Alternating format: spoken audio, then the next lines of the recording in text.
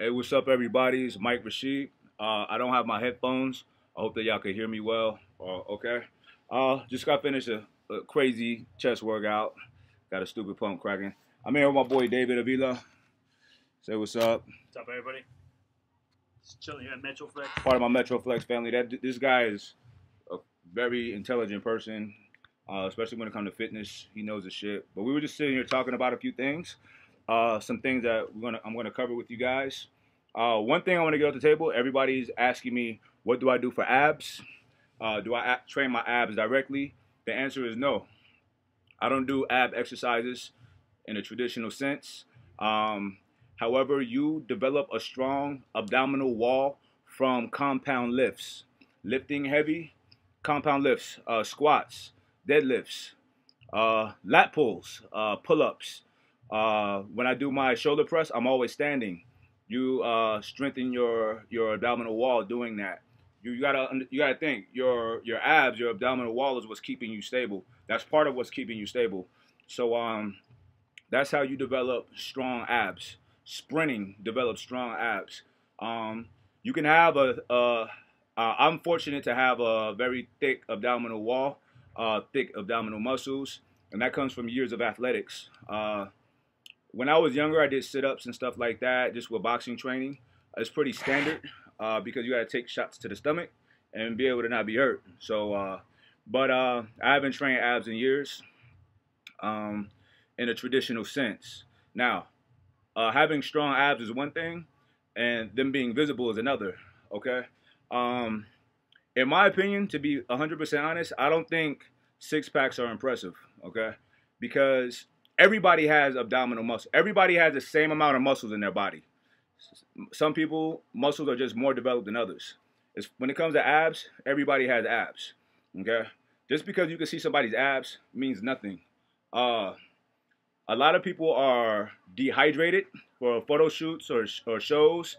They're carb depleted.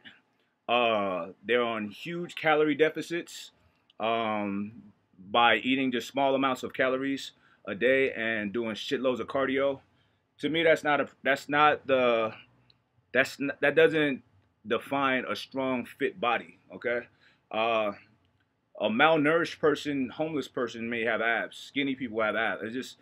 I don't want you guys getting all caught up on abs. It's not that serious. Okay, abs, they're impressive. Yeah, they're impressive. They look good. But as long as you're healthy, okay, because there's a lot of unhealthy ways to get abs, and to me it's not people, you look at Instagram, all of these fitness people pictures and Facebook, and you're like, man, I want to look like that. What you got to understand, these people are only letting you see them at their best or at them looking their best. Okay, right, their photo shoots are right around the times of their shows, stuff like that. Or and I'm guilty of this, taking pictures right after a workout when you got a nice pump, standing under the best light.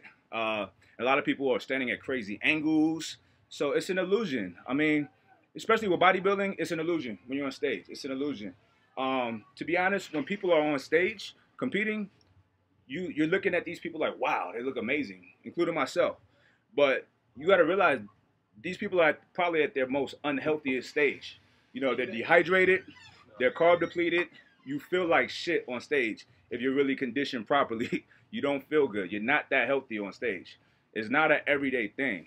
So I don't want you guys getting caught up in looking like the people in the magazines, this, that, and the third. Find a good balance for yourself, and just try to stick with it as long as it's healthy, okay? Don't starve yourself. Don't be dehydrating yourself. Don't do all this crazy stuff trying to show your abs. Because guaranteed, you can look at these people's Instagrams and Facebook pictures and whatnot, and guarantee if you was to see them in person right now, they don't look nothing like those pictures. Okay, it's people are only showing you their best. All right, so that's the ab thing. All right, I get asked a lot about weight training for fighters, power athletes, football players, you name it. I highly recommend me as a boxer, kickboxer, wrestler. I highly recommend weight training. I'm gonna tell you why. Traditional wisdom, especially with boxing, is kind of like a taboo. It's something you don't do because they say you're going to get tired, lose your athleticism. I don't think that that's true for everyone. Some people, it might happen, but in my case, it never happened. I've always weight trained my entire life, uh, throughout all my fighting years. However, it was in a different capacity than bodybuilding style weight training. Okay, basically, what you want to do, fellas and ladies, because I know some lady fighters out there too. You want to do compound lifts. You're lifting for power, strength, explosiveness, and speed. Okay, so the basics: your bench presses, your deadlifts, your squats. Uh, I'm a big fan of barbell shoulder press, pull-ups, your basics. You can get some Olympic lifting in there. Barbell complexes are great. You can even do your complexes in a cardiovascular capacity by lightening the weight and doing a lot of reps of the complexes and maybe setting up a couple different complexes, like kind of like in a circuit, and keep knocking them out. Okay. I mean, your explosiveness, your power will go through the roof.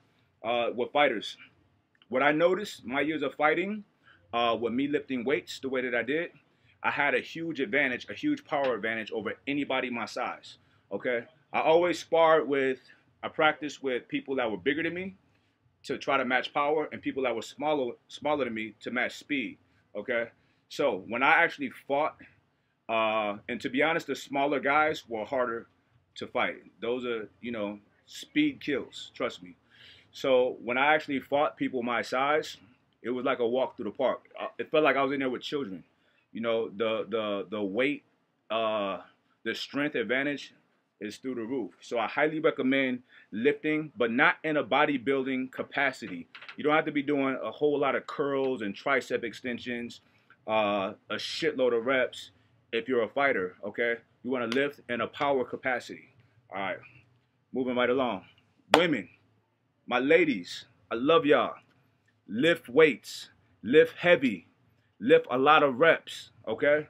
Listen, you are not going to get bulky by lifting weights. It doesn't happen. The women that want to be bulky, they have to do a whole lot to get bulky. Weight training does not make you bulky. It makes you sexy as fuck, okay? Listen, muscle and fat, if you have a pound of fat and a pound of muscle, the muscle is about, what is it, like 30% smaller? Muscle is about roughly 30% small. A pound of muscle is 30% smaller than a pound of fat. So do the math, okay? Bulky is being fat, not being muscular, okay? The muscle is tighter. You will be harder, firmer, more shapely. So you got to lift. And with my ladies, I'm telling you, lift like the boys. Lift like the big boys. Do your squats. Do your deadlifts. Pull-ups. I'm huge on women doing pull-ups. Pull-ups can sculpt damn near your whole body. Your biceps, your back, your core, your abs, everything. So do pull-ups. You want to lift weights, ladies. All right? So don't neglect the weights. That's all I got time for to cover today. I got a deadlift progression that I'm going to upload pretty soon as well. And we got some really good, exciting stuff coming for you guys. Keep shooting me those questions. I'll keep knocking them down. All right? Much love, y'all. Peace.